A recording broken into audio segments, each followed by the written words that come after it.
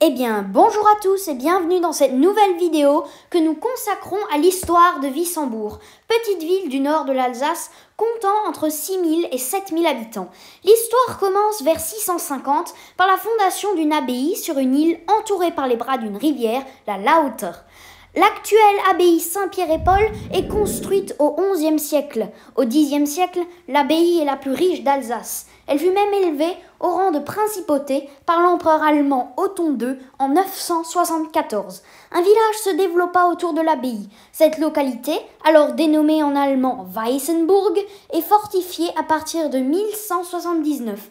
On ne sait cependant pas si les remparts étaient faits de pierre ou de bois. La première mention sûre d'une enceinte en pierre date du XIIIe siècle. En 1265, en effet, plusieurs fortifications sont bâties autour de la ville. Il en subsiste de nombreux vestiges, comme la tour de la Poudrière, remaniée au XVIe et XVIIIe siècle et servant de blockhaus au cours de la Seconde Guerre mondiale, la Schartenturm et la Hausgenossenturm.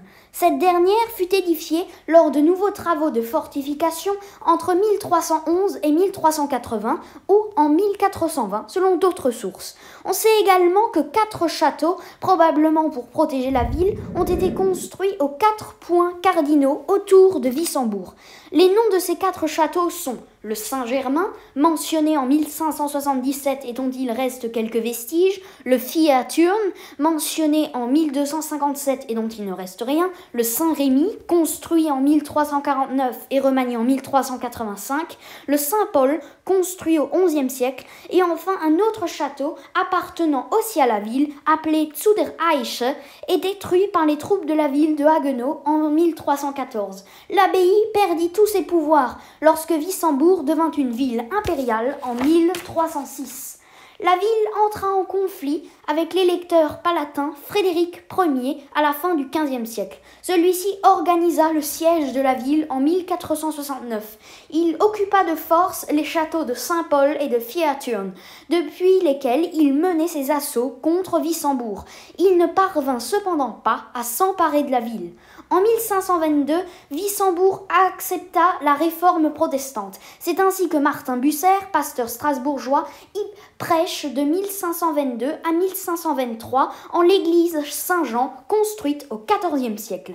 Le traité de Westphalie, en 1648, fit passer la Décapole, une union des villes les plus importantes d'Alsace dont faisait partie Wissembourg, sous domination française. Cependant, la ville résiste au roi. C'est ainsi que Louis XIV fait détruire une grande partie de ses remparts en 1673. Wissembourg ne devint cependant française qu'en 1697 par le traité de Nimègue.